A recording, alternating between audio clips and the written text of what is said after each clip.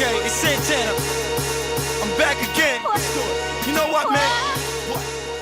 Hello. Welcome back to Break Out of Your Lane podcast. I am so excited to have Nick Brooks in the studio with us today. He is a true multi-hyphenate, honestly. When I was thinking of guests for this podcast, I was like, of course, we have to talk to Nick. He is a writer. He's written books for middle schoolers. He has a middle school novel, Nothing Interesting Ever Happens to Ethan Fairmont, which is a series. It is, yeah. 3-book series. So it's 3 books. You have there's 2 books out. Yep. When's the 3rd one coming? Next year. Oh my gosh. Yeah. Are you writing that right now? Well, I submitted a draft, final draft, hopefully, about a month ago. Oh my gosh. Yeah. And he's also a filmmaker. We met at film school, but you've directed a number of short films. Yep. Most recently directed the series finale for Keke Palmer's series on Keytv. I didn't know that. You didn't put that in your bio, sir. No. It hasn't aired yet. So once it airs, then I'll put it there. Oh my it gosh. comes out in a couple weeks. Well, that's awesome. Yeah. I didn't even know that. And then you have another novel, Promise Boys. Uh-huh. So that's out. Yep. And that was like a huge deal for you. That was like a 7-figure book deal. Yeah. That's awesome. Thank you. I remember seeing the news about that and I was like, wait, Nick writes books. Because I think you wrote the middle school books before film school. Picture books. The picture books. Yeah, I had picture books before film. Yeah. Mm-hmm. So when I met you, I only knew you as a filmmaker, a talented filmmaker, but I didn't know the writing side of you. Yeah. And then on top of that, you're a rapper. Yeah. With under the name Ben Kenobe. Kenobe. And your music has been in a lot of dope shit, like They Clone Tyrone on Netflix. What Shout other out to Jewel Taylor. Yeah, shout out to Jewel. And then you have an album, an EP. Yeah, I have 3 out currently. Yeah. 3 EPs out. The most recent one, The Phantom Menace, just dropped also about a month ago. Yeah. So truly doing all the things. How? Yeah, it's a grind. I mean, you're a storyteller. Being a storyteller, being a creative. That's just what I devote my time to, and you know how the film industry is. I'm not the type to like wait for a yes. You know what I'm saying? So the film industry is fickle. Particularly all industries. It's really such a over. toxic relationship. I think of Hollywood as like that toxic frat boy. Yeah. Oh, it was facts. really fun. Yeah. But will not commit. Will not settle down. Yeah. I can see that. Particularly since again pandemic, and then you got the strike. I mean, you know how it is. So no, it's hard out here. With all that said, is the other avenues. Yeah. So you're from Washington D.C. From D.C. Like, how did you get into film, TV, like what came first? Yeah. And then like walk me through your decision to come to LA. Yeah. Because I feel like DC, I don't know. I feel like there's a lot. Yeah. There. Like, what was that decision like? It's a lot. The whole journey is a long journey. But growing up, I was rapping, right? So I started rapping at like 14. Oh, okay. And that was the thing. That was in my mind. That was the thing that was going to take me out of there, take me out the city. But eventually I ended up in Oklahoma. Okay.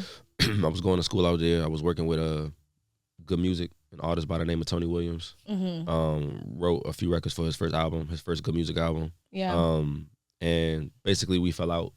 We had some words. I was young, and I'm sorry. It's not a big deal. I was young and kind of like in my own head, big ego, and we ended up falling out and thought I was gonna get signed to good music. It didn't happen, so I ended up back in DC. So I took a hard pivot. Like, okay, what am I gonna do now? Became a teacher. Got into education. I started working with what they call at-risk youth, young black men in particular. And so I started teaching. I taught everything from elementary school all the way up through high school. And so at a point when I stepped out of I was like a character development teacher for older, like I said, young men. I stepped out of that role. I became a formal classroom teacher for elementary school. And the first thing I noticed 2 things. One, there weren't books that like featured kids that looked like me or talked about our community. And then the second thing was the books were extremely easy to write. And so, and I guess the third thing I noticed was like there were a lot of books. So of course, me again, just always having like a hustling mentality, and again being a rapper and a guy with words, and again thinking out how do I get out of this city, because you know DC is a tough city to grow up in. I was like, well, I can write these books if the school's going to pay all these money. You know what I'm saying? Pay all this money for these books, I could do that. And so that's what I did. I started writing children's books, pitched it to the charter network that I work for, and eventually the charter network that I work for basically gave me a publishing deal, my first publishing deal. They gave me money to self-publish. And so I got the money, I got my illustrations done, and I wrote the children's book series. And then with that, I also wrote a curriculum to accompany the books that could be taught in classrooms. And so that's what got me out of the classroom into consulting. I was consulting with the books, and then I ended up in Dallas, Texas. Again, this is great. Yeah. Ended up in Dallas, Texas, was doing the same thing, like basically teaching teachers how to teach. They call it culturally responsive classroom teaching. Was doing that. Again, it was cool, but it wasn't necessarily what I wanted to do. And so I saw a movie, actually, Fruitvale Station. Yeah. Right. And so I'm like, oh, this is really dope. Who made this? Ryan Coogler. And then, shout out to Ryan. Yeah. I look up who made it, see it's Ryan, hear Ryan speak. You know, you start doing the YouTube searches. And it was a familiarity that I saw in him that I hadn't seen in previous filmmakers. And knowing his story that he didn't come from filmmaking, like he didn't come from Hollywood. So I was like, this is dope. How did he get there? And then I saw he went to the school USC. And so at the time, again, I was doing a bunch of different shit. I was in real estate. I was doing real estate. I used my real estate like as a nest egg to move to California. I was like, you know what? I'm gonna get out of the education consulting. This isn't really what I want to do. I'm gonna lean on the real estate to help me get to LA. And so that's what I did. I stopped consulting just like that, picked up, moved to LA. Wow. And I didn't think not that I didn't think, I in my mind I probably knew I was gonna get into USC, but so you moved to LA before even getting before even getting in. Oh wow. I was just like, you know what, I'm gonna just do it. Oh, that's a leap of faith. You literally were like, I'm leaving. Because I left the Bay to go to LA for film school. Like I got in and I went to class. Hey, no, but my mentality was I have to be there anyway. Like whether I get into USC or not, like I know I want to try to pursue the film. Yeah. That's where I got to be. So whether I get in or not, I got to go. Was kind of my thought. So I left Dallas, moved out here, and found out 6 months later that I got an SC. You know what I'm saying? Not only did I get into SC, but I got this great scholarship from George Lucas. You know what I'm saying? Shout out to George Lucas. Shout out to George Lucas, which, to be honest, was very, it was kismet because, again, I was previously performing under the name Ben Kenobe, which comes from Star Wars. So I was gonna ask you about where Ben Kenobe, and I figured it was that, but I didn't want to assume. Nah, yeah, it is. So when that happened, and it's Kenobe with an E at the end instead of I. But when that happened, I was like, yo, that tells me this is the right path. Like the fact that those two things collided at, you know what I'm saying, at that point. So I'm out here, go to SC, and then boom, boom, boom. You know, do the SC thing, make a bunch of films, write a bunch of scripts. The first thing my mentor told me at SC when I got in, well, first they always be like, you remind me of Ryan. They always do that, especially they always do that. And they probably do that with all the black men. I don't know. They probably, to every black man who's attended SC, we apologize. It's like that era, right? And then it's the next one comes along and then it'll be that era. But and he's like, and I told him this, and I'll tell you if you want it, because I came in as a director. Right. He was like, if you want to be a director, you got to be a writer. And so that was good advice, though, because it was like, all right, you know what I'm saying? I shifted my perspective. I was like, all right, let me make sure. And it's not like I was afraid to write. Like I had written the short that you got to make to get into SC. So I was like, yeah, okay, cool. But it shifted my perspective. It made me feel like I needed to take writing more seriously and really understand how to tell a story in this medium. So you go to SC, write, do your thing. Came out 2020, pandemic. Industry shuts down. It's like, yo, what is this? What is life? It was so crazy. So crazy. And so for me, it was like, well, again, if I can't do film, and I'm not waiting around for the yes. Let me do the things that are in my toolkit, which were writing books and making music. And so in 2020 is when I started pursuing, becoming a novelist and also I got back into rapping because previously I was in a group. So 2020 is when I stepped out the first time as a solo artist. And then so you were in a group before, and then now when you were in. When I had moved back to DC and all of that, and all that, Okay. Again, it just kind of all broke apart. Yeah. But I was like, you know what, this is something I know how to do. Let me, you know what I'm saying? Again, it's that creative outlet. You know what I'm saying?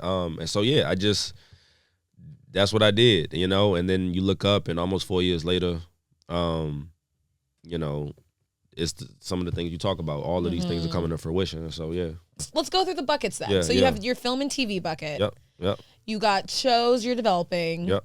You have a show that you directed for Keke Palmer. Yeah, digital show, yeah. What else is, or tell us about that project. Like, how did that come about? That's an interesting one. So shout out to Nakia over at Damn Right Originals. She's this project, The Evolution of a Fuckboy, over at Keytv, and shout out to Keke and her whole team. But Nakia is somebody, and this is what's cool, like Nakia is somebody I was in the writer's room with for another digital show way back. The show actually never came out. But we always stayed in contact, and you know, I see what she's doing, she sees what I'm doing, and they wanted me to come in as a guest director, and so I did the finale for that. But it's a really, really cool show. I think we're on episode maybe 5, comes out this coming week. But it's basically about a young woman who just received her PhD in psychiatry, and she's doing this, or maybe she's trying to receive her PhD, and her thesis is about the fuckboy. And so each episode takes us through like these. I'm well aware of the fuckboy. Yeah, and there's different types of fuckboys, which I wasn't hip to. There's there's all you got the fuckboy who like the most recent episode that aired was the fuckboy who like plays nice, like with an expectation.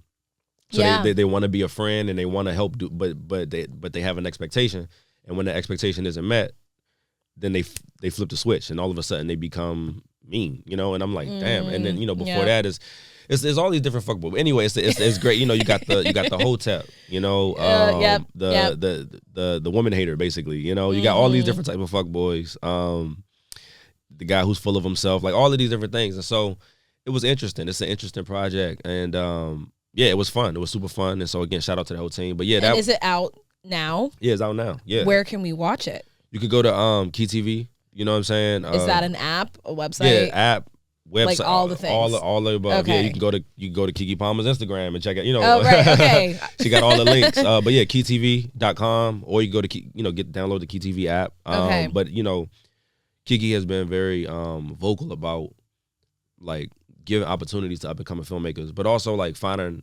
ways in and through Hollywood, which we just were talking about. And so for her, you talk about Hollywood being that frat boy, you know what I'm saying? For her, it's like, and for a lot of other filmmakers or producers or actors or whatever, it's about like, how do we create, own, distribute our own content? You know what I'm saying? So that's what she's doing, and it's really awesome. dope. So she's got Keke other shows Palmer. over there too. Yeah. So go definitely go tap in. Yeah. But yeah, so that, you know, I got a feature that's in development. That you are writing and directing? That I have, that I'm writing, directing. Awesome. Yeah. I've already written it. We just started casting, and so hoping to, again, it's one of those things. You gotta get the money and get it greenlit and all of that. So that's like, but then you know the game is like, I got a bunch of shit that's just all in the, you know, in development. The 2 shows I think are like the focus, but then there's I got a bunch of stuff in development. Yeah. Again, some stuff I'm not sure what I can and cannot say. Again, that's another learning curve for me, is understanding that it's Hollywood. It's weird. Everybody got secrets and don't want everything shared. It's weird. So I think Hollywood is just how it operates is through the exchange of information, and the more information you have, like the more valuable you can use. It's like leverage. It's so to weird. use for something else. It's bizarre. Yeah. I'm just as confused as you are. Yeah.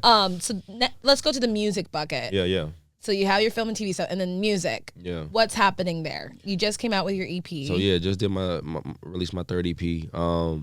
Music is interesting. So yeah, you know, this has been a good year. You know, again, after doing this now for these last 3 years, at least as a solo artist, you know, just had the music in Nick Clone Tyrone. Before that, I had done some music on HBO short film The Cipher, which was one of the 546s for shout out to Latia. Yeah, that she directed. And also Wes, who wrote that. Yes. And so that was dope. And some other things, like other, just playing the sync game, really. But it's been cool. I mean, at this point I've been meeting with labels. Like that's really what I'm doing right now. Yeah. How is that going? I don't know. Music people, everybody is like chasing their thing, right? Yeah. So it's like, whether it's film, whether it's books, whether it's music, whatever it is, it's like you got to work to be on people's radar. Mm-hmm. You got to work to get people's time and attention. And so it's that process. So it's going just how you would expect. You know what I mean? Like trying to lock down the meetings and make sure I'm tapping in with the different A&Rs and you know what I mean, and being consistent about communicating with the right people and trying to meet the right people and be in the right rooms. It's all of that type of stuff. But it's been the thing is, my music is being received really well. Yeah, and because it's fire. You know what I'm saying? It's I appreciate really that. And I have leverage in the sense that just like all these other industries is all about money. It's all about how much money can we make off of you, right? Yeah. How much value do you provide? And so because I do these other things, even if I'm not the biggest rapper, instantly people see the value in me as a creative, because they're like, well, you're already touring the country at high schools with your books. Mm-hmm. You know what I'm saying? We can just pair that with music. Or you're already writing and developing your own TV shows, on major networks. You're gonna run the whole music. You know what I'm saying? One hand feeds the other. You know what I'm saying? So Yeah. that has been instrumental in getting me into the rooms that I have been in so far, which again has been going well. For me, is everything for me is always like, yeah, it's going, until you know what I'm saying, like until it's where it's at, or where I see it needs to be. So all of it is kind of it's cool. I'm definitely learning a lot, and I'm closer than I was, last year. So Yeah. yeah. Wait, so walk me through why you want to work with a label as opposed to just continuing independently. I will. That's a great question. So for me, and you'll see a lot of discourse online about being independent, keeping your money, labels are bad, it's a terrible loan, da-da-da-da-da. How can I want to say this? I want to say this tactfully. For me, music is a couple things. One, music is like a piece of all the things I do. Music is not, I don't need music, right? Like I don't need Music's not keeping the lights on. Yeah, I don't need that. I love to make music. Yeah. The thing that a label and see, this is interesting because I had the label experience in books. I had the experience of dropping a project at the highest level and having the machine or the building, as they say, behind you in a major way. Like I've had that experience, so I know I know what it looks like to have a building behind you, and I know what it looks like not to have the building behind you, right? And so for me, as far as music is concerned, I'm confident, and again, in some of these other buckets, that I bring enough to the table to be able to own enough of what I make that will make me comfortable. And what I'm really looking for is the resources. Yeah. Right? Like that's what I could go to. I could go to a bank and get a loan theoretically, like all these people online say. But that don't mean people say that? Yeah. Get a loan?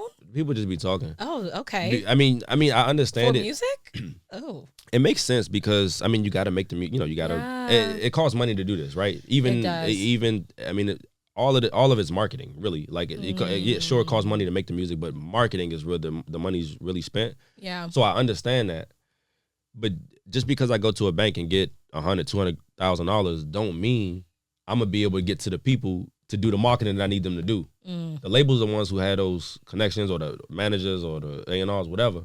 And so again, for me, I'm still learning. You know what I'm saying? So for me, that's why it's like I prefer personally to work with a label at this stage, because I need to extract the knowledge, you know what I'm saying, the information, the resources, the personnel. Like I need to extract those things.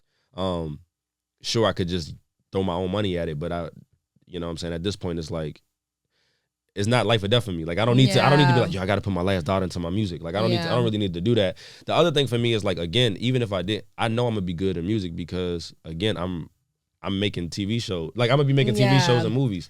So if anything, I'll just make the music for my TV show. You know what I'm saying? Yeah, exactly. Like I'm not worried about it. What I am thinking is like, okay, I'll be good, sure, but if I can get a label's attention now and get, you know, $250,000 towards the next project, I'm thinking about what I could do with that money and then how that building is going to support me. So anyway, that's a long answer, but I thought it was a good question because it's something I thought a lot about, and it's like, I prefer to go ahead and just have a machine. Basically, that's like I prefer to have a machine right at this point. You know what I'm saying? And what I'm doing, just like with the books, and then get to a point where it's like, okay, I don't really need the machine right now. You know what I'm saying? But anyway, well, I think it makes sense because you've already made 3 EPs independently. Yeah, because like I've started working on some music myself, and it's like I'm just starting with just 4 songs. Like that's just 1 EP, and I'm like, okay, let's just start there. But I feel like you've already created a lot of music already independently, so I feel like that makes sense. Yeah. Let's talk about the next bucket. Books, publishing. Walk us through that.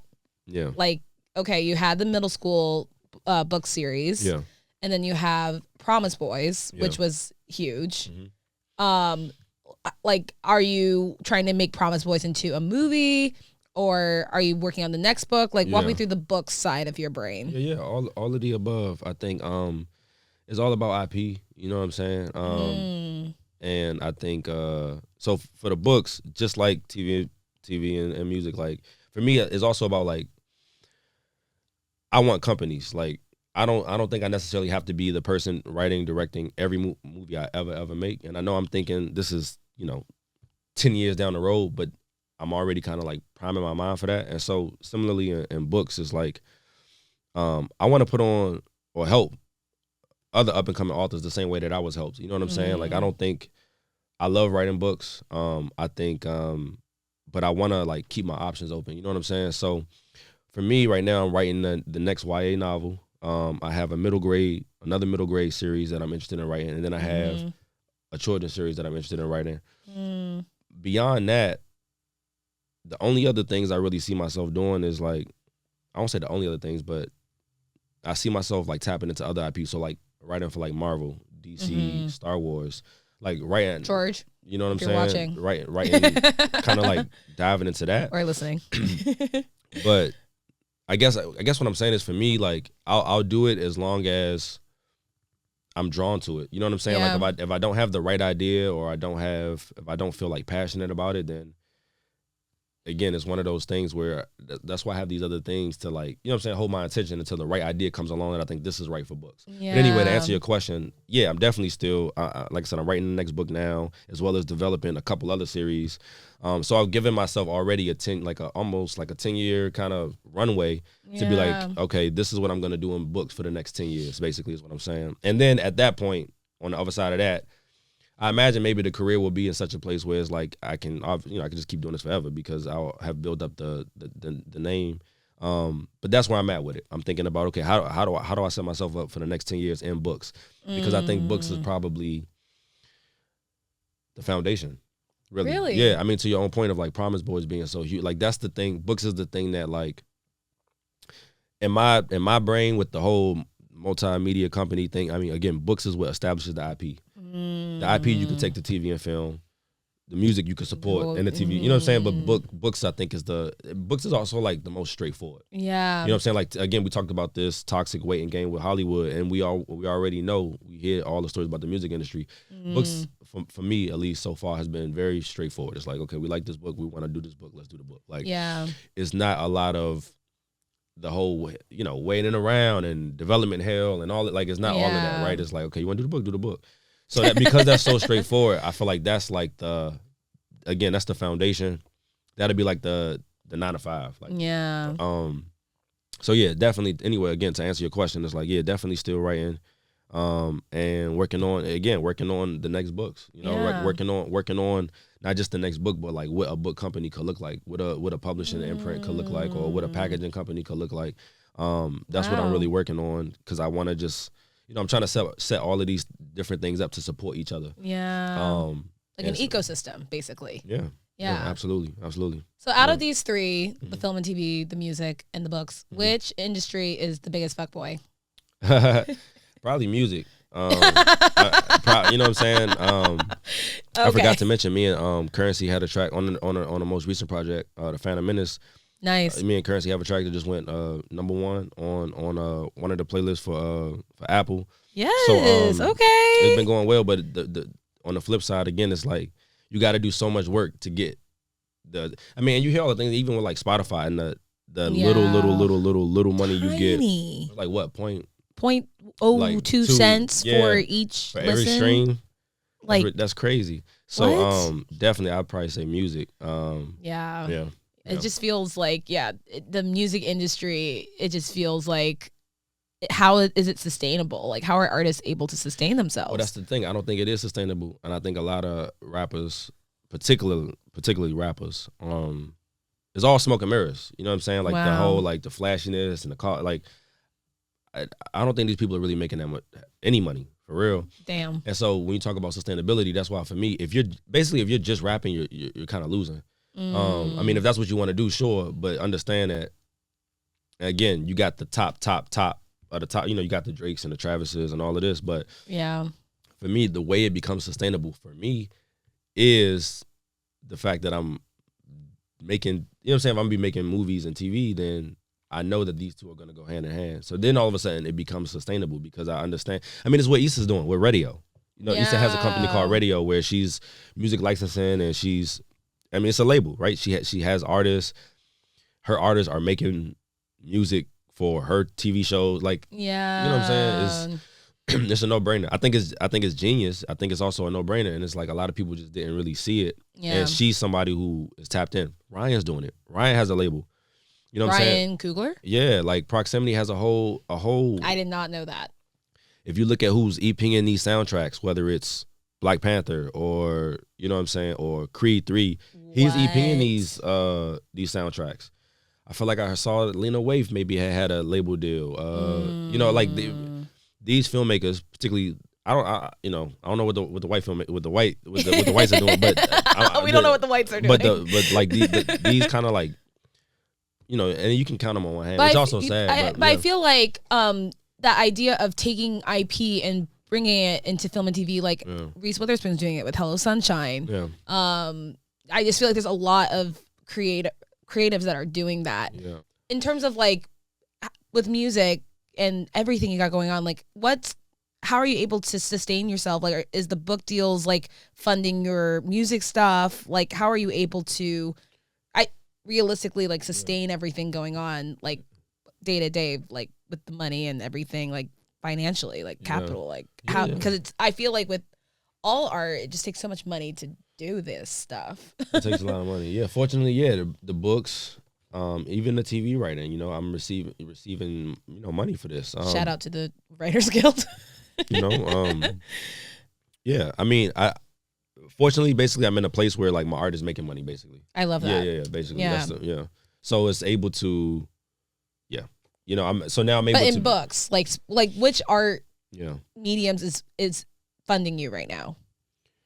I'm getting all of them in certain degrees. Definitely, I make the least amount of money in music, but Fuck boy energy. But they all like in TV too, like it, you know. Like, you know, again, you know, like it pays well. So it's like, so definitely books, I would say, is at the top. It has the most of the pie chart. Yeah. But I'm just saying I'm able to do all of these things and be making good enough, you know what I'm saying, making good enough money to do it to where it's not like I don't necessarily need, like, this is my job. You know what I'm saying? Like all the things that I'm doing are my job. And so I understand I understand the thought behind it, because I certainly was just not too long ago in a place where it's like I needed a full-time, like kind of 9 to 5 more traditional. I need more of a traditional job.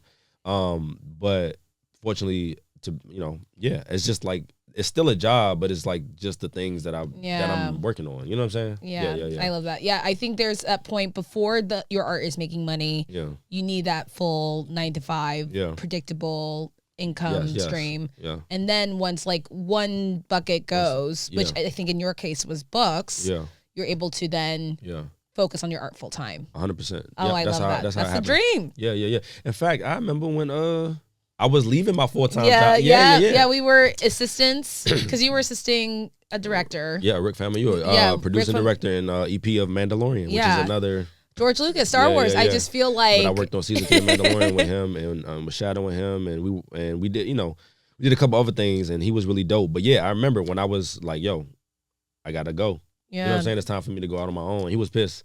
Yeah. But not in a bad way, but he was just like, you sure? You sure you don't want to stick around? I'm like, bro, I gotta go. Yeah. No, I interviewed with him, and I remember him saying, I think you should just focus on directing. Because I was coming from another assistant job. Yeah. And he's like, I think you're gonna leave me soon. Like, just go do it. And fortunately it happened. But so to wrap this up, I would love to know, who is a multi-hyphenate artist that you are loving right now? Right this second?